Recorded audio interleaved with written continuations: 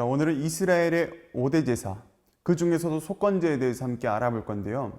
속건제는 속죄제와 마찬가지로 죄의 용서를 목적으로 하나님께 드리는 제사예요.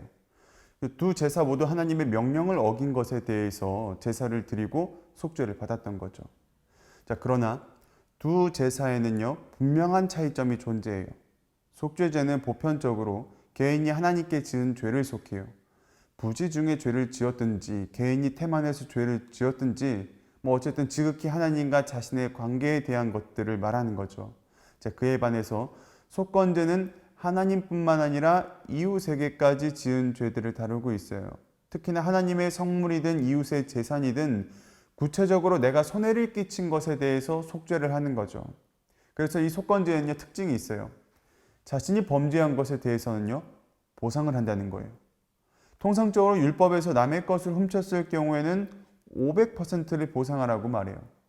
하지만 속건제를 드릴 때는요, 20%만 보상하라고 규정을 하고 있어요. 즉 자신이 훔친 물건을 5분의 1을 보상하라는 거죠. 이 부분에서 하나님의 긍휼하심이 나타나요.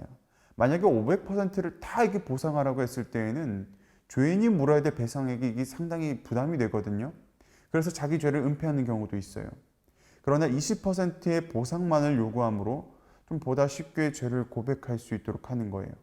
따라서 20%의 보상은요, 보상 그 자체의 목적이 있는 것이 아니라 죄인을 회개로 이끄시려는 하나님의 긍휼이 강조된 점이라는 것을 이해하시면 좋을 것 같아요. 그리고 참고로 이 보상은 자신의 죄를 깨닫는 그 즉시 바로 배상을 해야 됐어요. 선보상 후제사예요. 그리고 속건제에는요, 또 한 가지의 특징이 나타나요. 그것은 바로 제물이에요. 앞선 번제나 속죄제의 경우에는 드리는 사람의 형편이나 또 신분에 따라서 제물의 종류가 달랐거든요. 하지만 속건제의 경우에는 제물이 하나로 통일이 돼요. 모든 사람은 속건제를 드릴 때 흠없는 순양을 드려야 됐어요. 대신에 속건 제물로 드리는 순양은요, 상황에 따라서 그 크기나 가치가 변할 수 있었어요. 그러니까 죄의 중대함에 따라서 드려야 되는 순양도 달랐다는 거예요. 보통 순양의 가치는요, 제사장들이 매겼어요. 따라서 제사를 드리는 사람은 몇 세겔 은에 상당한 가치를 지불하고 순양을 가져와서 예물로 드리는 거예요. 한마디로 각 사람마다 드렸던 순양은 다 다른 가치를 가지고 있었다는 거죠. 이처럼 순양의 가치가 달랐던 이유는요, 이 속건제 자체가 어떤 배상의 성격을 가지고 있었기 때문에 그래요. 제사를 드리는 사람이 하나님에 대해서 배상을 한다는 개념으로 이렇게 이해하시면 좋을 것 같아요. 자, 그리고 이렇게 가지고 나온 제물로 제사를 드리는 방법은 속죄제와 동일해요. 내장 쪽의 모든 기름과 콩팥, 간, 그리고 꼬리 쪽의 기름까지도 다 제단 위에서 불사르는 거죠. 그리고 남은 부위는 제사장들이 먹을 수 있었어요. 여기까지는 속건제의 목적과 특징들이었는데요. 속건제는 신학적으로 이런 의미를 가지고 있어요. 하나님에 대해서 신실하지 못한 행동을 했기 때문에 죄가 있다라고 말하는 거예요. 레위기 5장 15절에 보면요, 이렇게 기록해요. 누구든지 여호와의 성물에 대하여 부지 중에 범죄하였으면, 자, 이렇게 기록하고 있죠. 여기서 범죄라는 단어는요, 히브리어로 하타라고 하는데 그 의미는 신실함의 파기예요. 그러니까 신실하다는 이 단어는 언약과 관련이 있어요. 하나님은 자신의 신실함을 따라서 사람과 맺은 언약을 지키시고 또 사람은 그 언약에 대해서 신실하게 이행해야 될 의무가 있어요.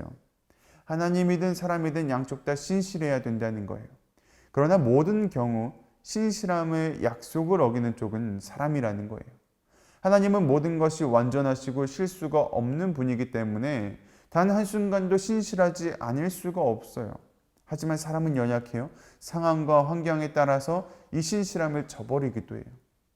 때문에 속건제가 말하는 이 죄는요, 하나님에 대해서 신실하지 못했던 우리의 행동을 꼬집는 거예요. 특히나 성물이라고 하는 것들은요, 풀어서 이야기하면 이게 거룩한 물건이거든요. 성경에서 성물이라고 구별하는 물건들은 그 자체로 특별해서가 아니라 단지 그 물건이 하나님께 바쳐졌기 때문에 거룩하다고 말해요.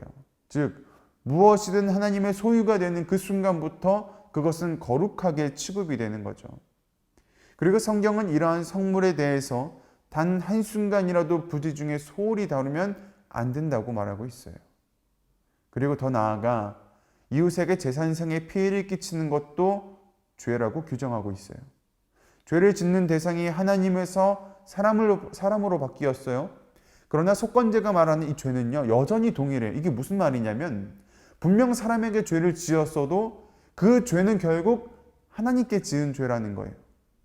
죄인이 하나님과의 약속에서 신실하지 못했기 때문에 죄인은 직접 하나님 앞에 나와서 속죄를 받아야 하는 거죠. 그렇다면 하나님은 우리 죄인들을 어떤 시선으로 바라보고 계실까요? 레위기 6장 3절 4절에 보면요, 잘 나타나 있어요.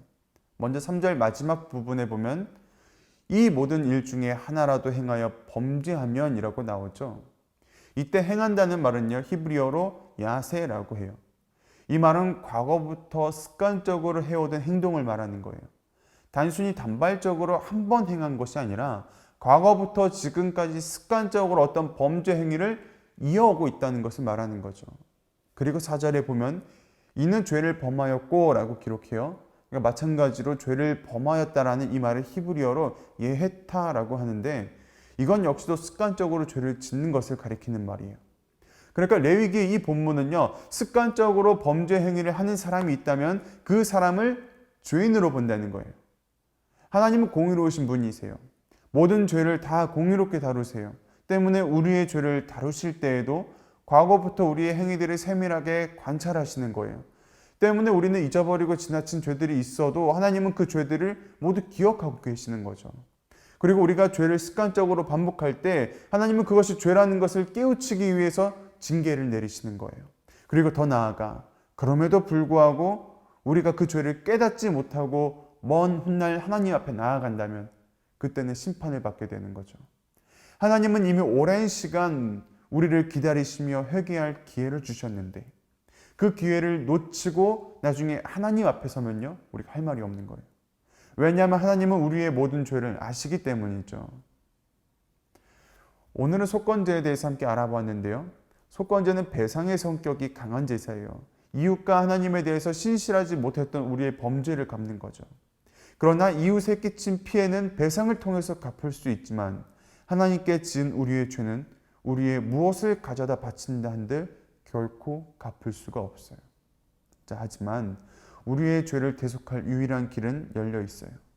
예수님께서는 우리의 죄에 대해서 죽으심으로 그 죄값을 이미 배상하셨어요. 우리의 죄값은 이미 배상이 된 거예요. 그러니까 더 이상 우리가 죄를 갚을 그 죄값이 남아있지 않다는 거죠. 때문에 전에는 하나님께 나아가는 이 길이 높은 담으로 막혀 있었어요. 절대 우리의 힘으로 갚을 수 없는 죄값이 그 길목에 서서 떡하니 버티고 있었던 거죠. 그러나 이제는 그리스도의 십자가로 인해서 이 높은 담이 허물어졌어요. 죄값을 치르신 거죠. 따라서 우리는 더 이상의 피 흘림 없이, 더 이상의 대가 없이 하나님께로 나아갈 수 있게 되었어요. 오직 예수 그리스도 한 분을 통해서 하나님께로 나아가는 평화의 길이 열린 거죠.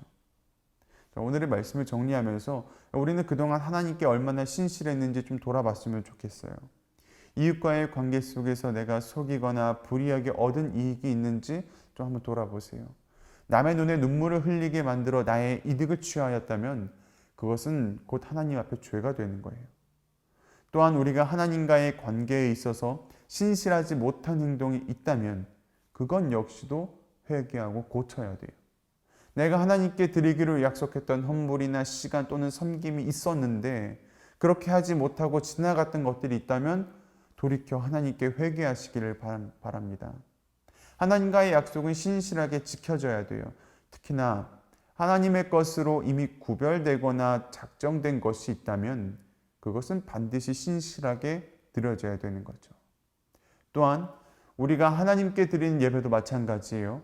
예배는 성령과 진리로 드려야 돼요. 하지만 예배를 소홀하게 드린다면 그것은 결코 영적인 예배가 될 수 없어요. 한 번의 예배를 드려도 제대로 드려야 돼요. 우리의 온 마음과 힘을 다해서 하나님을 사랑하는 마음으로 예배를 올려드려야 되는 거죠. 우리는 이미 하나님께 바쳐진 거룩한 산 제물들이에요. 우리의 전 인격적인 삶을 통해서 하나님께 예배가 되고 있어요. 따라서 하나님을 사랑하는 마음이 우리의 생각과 말과 행동을 통해서 나타나야 되는 줄 믿습니다. 이미 예수님께서 걸어가신 그 아름다운 십자가의 길, 속죄의 제물이 되어 신실함으로 열어주신 그 길을 저와 여러분이 함께 걸어가기를 그리스도의 이름으로 소망합니다.